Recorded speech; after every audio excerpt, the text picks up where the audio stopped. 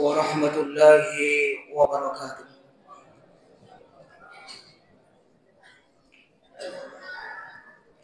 Alhamdulillahirabbil alamin. Alhamdulillahil qail fi kitabil aziz. Rabbana hab lana min azwajina wa dhurriyyatina qurrata a'yun waj'alna lil muttaqina imama. Asyhadu an la ilaha illallah wahdahu la syarika lah wa asyhadu anna Muhammadan abduhu wa rasuluh. Allahumma shalli wa sallim wa barik ala sayyidina Muhammad wa ala alihi wa ashabihi ajma'in wa man tabi'ahum bi ihsan ila yaumiddin. Amma ba'd. Ayyuhal hadirin rahimakumullah, usihi nafsi wa iyyakum bi taqwallah faqad fazal muttaqun. Hadirin jemaah tarawih yang kami hormati insyaallah, dan sangat dimuliakan dan dirahmati oleh Allah Subhanahu wa taala. Bersyukur kita kepada Allah sembari mengucapkan alhamdulillahirabbil alamin atas nikmat yang luar biasa dicurahkan kepada kita hingga malam hari ini, malam kelima Ramadan. Kita diberikan kekuatan untuk menyelesaikan dan mengerjakan berbagai ibadah. Semoga salat Isya yang baru kita kerjakan diterima oleh Allah Subhanahu wa taala sebagai amal terbaik. Begitupun semua amalan-amalan kita sebelumnya. Bersalawat kita kepada Rasulullah sallallahu alaihi wasallam sembari mengucapkan Allahumma shalli ala sayyidina Muhammad wa ala alihi wa ashabihi ajma'in sebagai uswah terbaik dalam kehidupan kita. Semoga Allah Subhanahu wa taala meridhoi kita dan kelak mengumpulkan kita bersama dengan beliau di dalam surganya. Hadirin yang dimuliakan oleh Allah, oleh panitia kami diberi amanah untuk mengangkat sebuah judul tahapan pendidikan anak dalam Al-Quran, belajar dari keluarga Imran. Materi ini sebenarnya cukup panjang. Hadirin yang dimuliakan oleh Allah, waktu kita yang singkat, maka insya Allah mudah-mudahan bisa mewakili dari semua materi yang ada, sehingga kami coba untuk menyampaikan yang poin-poinnya saja. Kalau kita buka di dalam Al-Quran 114 surah, satu-satunya surah yang menggunakan keluarga, nama keluarga itu adalah keluarga Imran, Ali Imran. Artinya apa? Keluarga ini punya keistimewaan yang luar biasa, yang senang perlu untuk kemudian kita kaji, sehingga bisa kita amalkan di dalam kehidupan kita.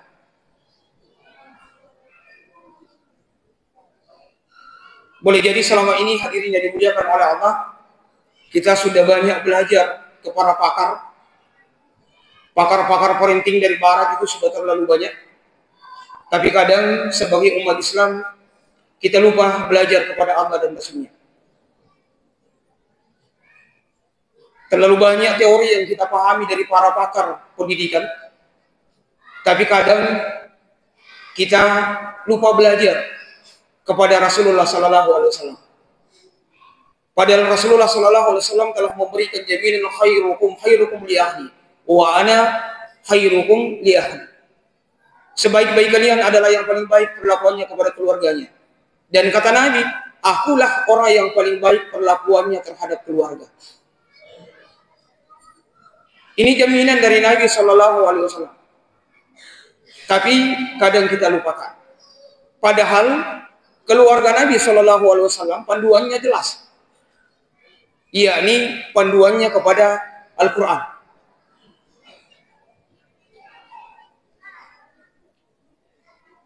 Nah, kalau panduannya kepada Al-Quran, ternyata di dalam Al-Quran itu Allah Subhanahu wa taala mengangkat satu keluarga yang luar biasa, yakni keluarga Imran.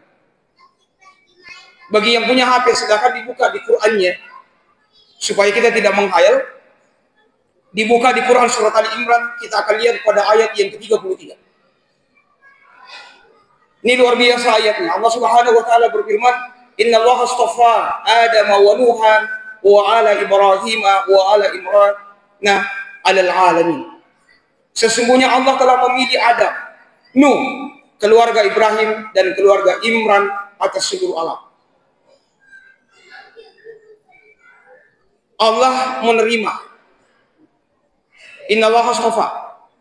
Yang menerima langsung adalah Allah Subhanahu wa taala. Siapa yang diterima? Dari semua banyak makhluk di dunia, Allah menerima 4 nama yang disebutkan dalam ayat ini. Nama yang pertama adalah Adam, nama yang kedua adalah Nuh, nama yang ketiga adalah ala Ibrahim dan ala Imran. Ada apa dengan Imran sampai kemudian disejajarkan namanya, disebutkan oleh Allah, diterima oleh Allah bersama dengan Nabi dan Rasul? Kalau kita perhatikan, dari 4 nama yang disebutkan, Inna Allah astafa Adama wa Nuhan wa ala Ibrahim wa ala Imran. Dari 4 nama itu cuma 1 yang bukan Nabi. Ini sepakat para ulama, Imran bukan Nabi. Tapi disejajarkan namanya, disebutkan oleh Allah, dimuliakan oleh Allah Subhanahu wa taala, diterima oleh Allah Subhanahu wa taala. Padahal bukan Nabi. Disejajarkan dengan Nabi dan Rasul. Disejajarkan dengan Adam, Nuh dan Ibrahim. Apa yang membuat Allah seperti itu? Para ulama mengatakan disebabkan karena keluarganya. Nah, ini pelajaran pertama. Mari kita berusaha dan memohon kepada Allah Subhanahu wa taala agar semua keluarga-keluarga kita yang hadir pada malam hari ini juga dimuliakan oleh Allah Subhanahu wa taala sebagaimana Allah memuliakan Imran.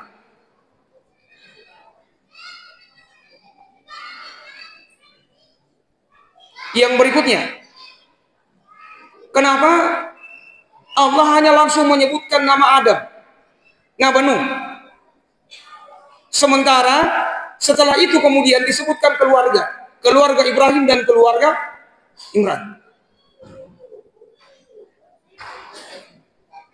Hadirin yang dimuliakan oleh Allah, ternyata para ulama tafsir kemudian menjelaskan bahwa Allah ingin memberikan pelajaran kepada kita.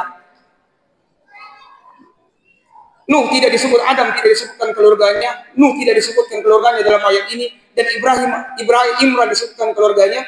Ternyata kalau kita baca di dalam Al-Quran, Nabi Adam alaihissalam punya anak yang kemudian juga dalam tanda petik bermasalah. Ketika mereka berdua berkurban, satu diterima, satu tidak, maka yang terjadi adalah saling bunuh padahal mereka adalah saudara kandung. Yang kedua, Nuh tidak disebutkan keluarganya karena ternyata juga anaknya Nabi Nuh, Kan'an, itu bermaksiat kepada Allah. Dan bukan hanya anaknya, istrinya juga, istrinya Nabi Nuh juga kemudian tidak taat kepada Allah Subhanahu wa taala. Maka setelah itu disebutkanlah ala Ibrahim. Kalau keluarga Ibrahim, saya kira kita tidak perlu khawatir dan tidak meragukan bagaimana kemuliaan keluarga ini. Dari keluarga dari Ibrahim lalu kemudian lahir Ishak, lahir Ismail, lahir Ishak. Lalu kemudian dari Ishak, Ismail kemudian lahir para nabi-nabi. Maka wajar kalau Ibrahim alaihissalam disebut sebagai Abul Anbiya, bapaknya para nabi. Orang mulia, keluarga mulia. Tapi Imran, hadirin yang dimuliakan oleh Allah, ini luar biasa. Disebutkan sejajar dengan nama ala Ibrahim. Nah, hadirin yang dimuliakan oleh Allah, kita coba lihat dulu. Kalau kita coba untuk melompat di ayat yang ke-40, di ayat 42, Allah Subhanahu wa taala kemudian di situ menjelaskan, "Ya Maryam, innallaha astafaki." Ini ayat 42. Ingatlah ketika malaikat berkata, "Wahai Maryam, sesungguhnya Allah telah menerimamu." Nih, hadirin yang dimuliakan oleh Allah Subhanahu wa taala, menarik. Kalau di ayat 33 yang diterima oleh Allah adalah ayahnya Imran. Di ayat 42 yang diterima oleh Allah adalah anaknya Maryam. Ini keluarga yang luar biasa. Ayahnya diterima oleh Allah, dimuliakan oleh Allah, melahirkan anak. Anaknya dimuliakan oleh Allah Subhanahu wa taala. Dan ternyata kalau kita lebih jauh lagi, dari Maryam maka lahir Isa alaihi salam, cucunya. Ini grafik keluarga yang luar biasa, Pak. Bapaknya diterima, anaknya diterima, cucunya diterima. Kita berharap kita juga demikian. Kenapa? Jangan sampai bapaknya soleh, anaknya kemudian jauh dari Allah, cucunya hilang. Adakah seperti itu? Banyak. Yang kita mau adalah bapaknya mulia, orang tuanya mulia, anaknya mulia, cucunya dimuliakan oleh Allah Subhanahu wa taala. Nah, hadirin yang dimuliakan oleh Allah, jangan sampai kita salah memahami tentang ayat ini. Kadang kita tidak konsisten sebenarnya. Kalau sudah seperti ini kan, Imran diterima, Maryam diterima. Maryam ternyata melahirkan Isa alaihissalam sebagai nabi. Kita biasanya mengatakan, kalau begitu itu khusus untuk nabi, Ustaz. Kita ini bukan nabi. Itu. Begitu juga kalau berbicara tentang keluarga Muhammad, Nabi Muhammad SAW, selalu kita akan mengatakan, itu kan nabi. Kita ini bukan nabi. Nah, kadang kita tidak konsisten tentang itu.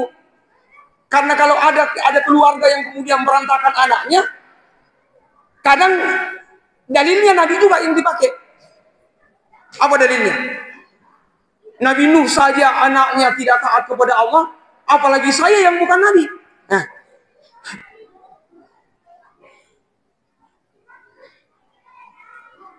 kalau berbicara tentang keluarga yang hebat, kita berlindung, kita lari dari kenyataan bahwa itu kan nabi. Tidak cocok dan tidak bisa kita ikuti karena itu nabi khusus untuk dia. Tapi kalau anak-anak yang kemudian ada keluarga yang kemudian berantakan, anaknya berantakan, kita juga kemudian mengatakan, ya wajarlah. Jangankan anak saya, nabi saja anaknya tidak bagus. Nabi Nuh. Nah sekarang Allah kasih kita yang bukan nabi. Imran alaihissalam. Mau ke kemana lagi? Artinya apa? Hadirin yang dimuliakan oleh Allah, dari bapaknya, anaknya, sampai cucunya, itu tidak lahir dengan simsalabim abrakanabra. Tapi ada proses yang dilalui oleh keluarga besar ini. Nah, proses itulah yang kemudian kita akan lihat pada ayat yang ke-35, 36, 37. Proses yang pertama, hadirin yang dimuliakan oleh Allah, adalah pentingnya untuk kemudian mencari pasangan hidup yang terbaik. Saya ulangi, ini pentingnya. Mencari jodoh yang terbaik, yang sepaham dengan kita, yang punya visi dan misi sama dengan kita untuk membangun keluarga. Coba kita lihat di ayat 35. Izqalati imra'atum imranan rabbi inni nazartu laka ma fi batni muharraran fataqabbal minni. Ingatlah ketika istri Imran berdoa kepada Allah, wahai Tuhanku, sesungguhnya aku menasarkan kepadamu apa yang ada dalam kandunganku. Bapak Ibu yang dimuliakan oleh Allah, kalau kita perhatikan dari ayat 33, 34, 35, 36 sampai 42, kita tidak pernah menemukan namanya istrinya Imran disebutkan dalam ayat itu. Tapi yang muncul namanya siapa? Imran. Yang berdoa istrinya. Tapi namanya yang muncul Imran. Yang disebutkan terus-menerus Imran. Di mana istrinya? Padahal yang mengandung siapa? Istrinya. Yang melahirkan istrinya. Kenapa yang disebutkan adalah Imran terus? Di situ pentingnya tadi untuk kemudian mencari pasangan hidup yang terbaik, dan kita sebagai suami itu adalah qawwam dalam kehidupan rumah tangga kita. Qawwam itu di antara tugas seorang qawwam adalah mendidik istrinya dengan baik. Dalam riwayat ternyata Imran sudah meninggal, Bapak Ibu yang dimuliakan oleh Allah, ketika istrinya hamil, Hanan. Itu istri Imran sudah meninggal dunia. Tapi ternyata yang disebut terus adalah Imran. Kenapa? Karena istri soleh mendidik anak itu adalah hasil karya dari suami. Nah, ini mungkin pelajaran sekarang sebagian. Kadang ada seorang suami yang tidak jelas hasil karyanya kepada istrinya. Tidak bisa mendidik istrinya dengan baik.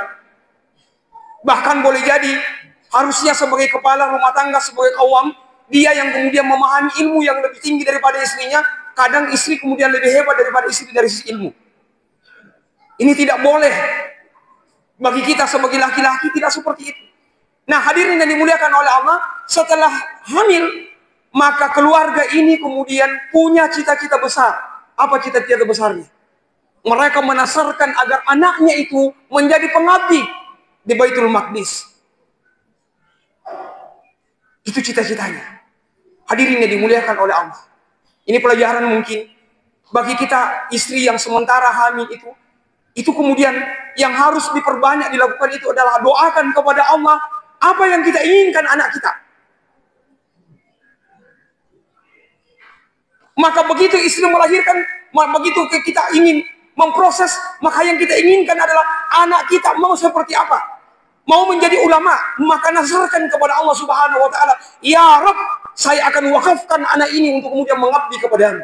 Itu yang kemudian dilakukan oleh Imran dan istri.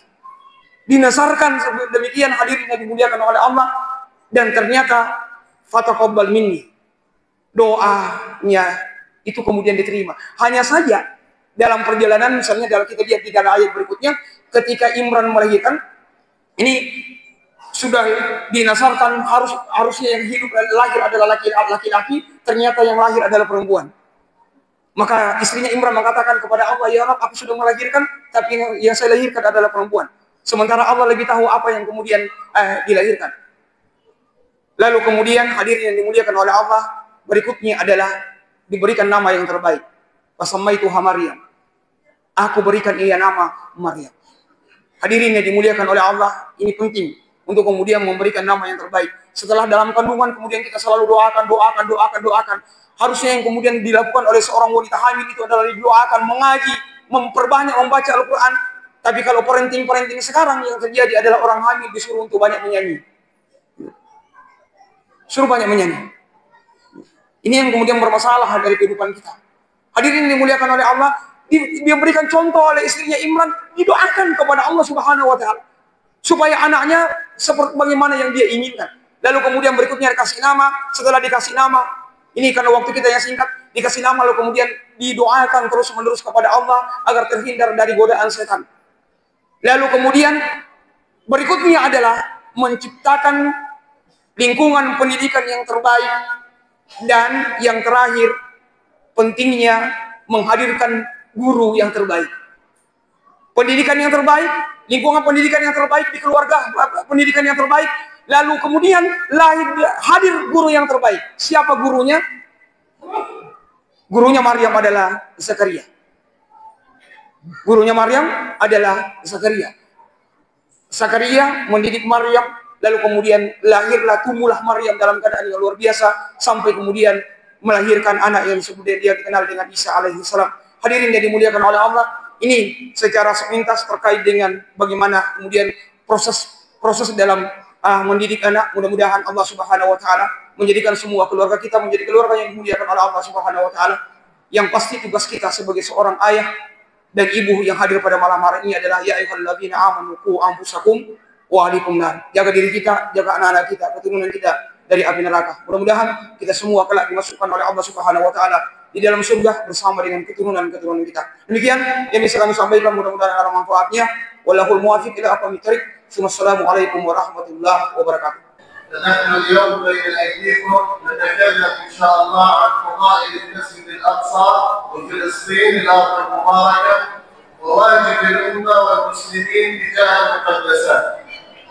InsyaAllah saya pada malam hari ini akan mengingatkan kita kembali tentang fadilah Masjidil Aqsa dan juga apa kewajiban kaum muslimin terhadap Masjidil Aqsa. كلنا يعلم تمام المعرفة أن المسجد الأقصى مسجد مبارك بارك الله تعالى فيه، وقد قال الله سبحانه وتعالى في سورة الإسراء: سبحان الذي أسرى بعبده ليلا من المسجد الحرام إلى المسجد الأقصى الذي باركنا حوله لنريه من آياتنا إنه هو السميع البصير. Sebagaimana yang kita ketahui bersama bahwa Masjid Al-Aqsa adalah masjid yang berbarokah Hal ini didukung dengan sebuah ayat dalam Al-Quran surat Al-Isra yang mana bisa dikatakan Subhanallah asra sampai akhirnya, yang berarti Masya Allah yang telah mengisrakan, memperjalankan Rasulullah SAW dari Masjidil Haram ke Masjidil Aqsa yang kami berkati sekelilingnya untuk memperlihatkan ayat yang kami kepada Rasulullah. Sesungguhnya Allah Maha mendengar dan lagi Maha melihat. وهو ثاني مسجد وضع على هذه الأرض، ثاني مسجد بني على الأرض، وهو القبلة الأولى للمسلمين جميعا. Yang kedua, fadilah dari Masjidil Aqsa adalah Masjidil Aqsa adalah masjid kedua yang dibangun di atas bumi ini setelah Masjidil Haram. والنبي صلى الله عليه وسلم يقول لا تشد الرحال إلا بثلاث مساجد، المسجد هذا والمسجد الحرام والمسجد الأقصى. Dan juga Rasulullah SAW bersabda, janganlah kalian mempersulit diri atau memaksakan diri untuk beribadah kepada masjid kecuali tiga masjid, yaitu pertama Masjid Nabawi, Masjidil Haram, dan Masjidil Aqsa. والنبي صلى الله عليه وسلم أول من شد الرحال من المسلمين إلى المسجد الأقصى فقد أسرى الله تعالى به إلى هناك. Dan Rasulullah juga orang yang pertama dari kaum muslimin yang mengunjungi Masjidil Aqsa, yaitu ketika pada peristiwa Isra tersebut. وقد صلى عليه الصلاة والسلام إماما للأنبياء في المسجد الأقصى. Kemudian juga Rasulullah SAW sholat bersama seluruh para nabi di Masjidil Aqsa. وقد أعطى النبي صلى الله عليه وسلم المسجد الأقصى خصيصة وميزة على غيره، وقال الصلاة فيه 500 صلاة.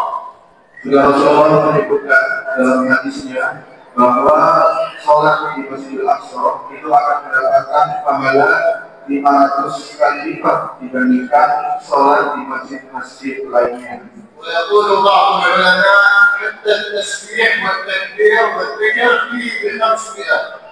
Dan para ulama juga menyebutkan sampai bertasbih, bertakbir, berzikir, maka pahalanya juga dilipat gandakan menjadi 500 kali. وقد بذل الصحابة رضوان الله تعالى عليهم جميعا دماءهم من أجل تحرير المسجد الأقصى، وقد مات أكثر من 10,000 صحابي في تلك المنطقة.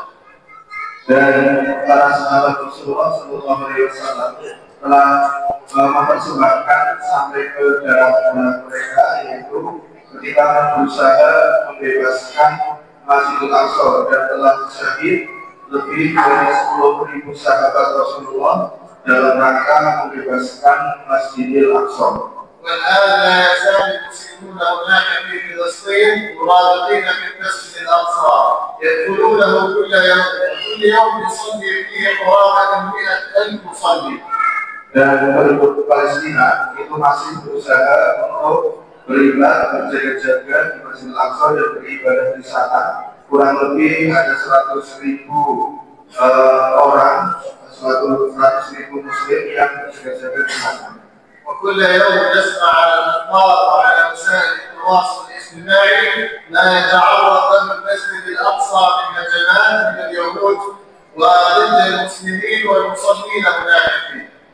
Dan mungkin kita sudah mendengar di media bahwa Masjidil Aqsa itu menghadapi berbagai serangan dan usaha perusakan dari orang-orang Israel dan juga penduduk yang ada di sana.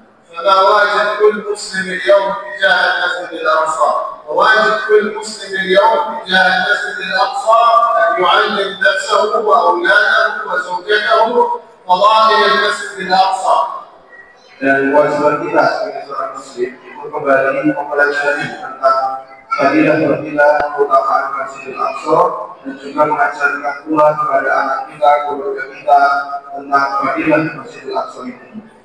وواجب كل مسلم اليوم أن يدعو لإخوانه المرابطين هناك في المسجد الأقصى.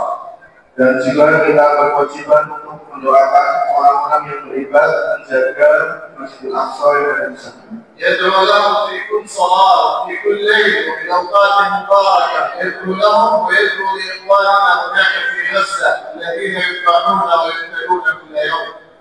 Kemudian kita jangan lupa untuk mendoakan mereka di waktu sholat kita, di waktu-waktu yang berbahagia, mendoakan mereka yang ada di Masjidil Aqsa dan juga mendoakan saudara-saudara kita yang berada di Gaza yang juga menghadapi tentara Israel.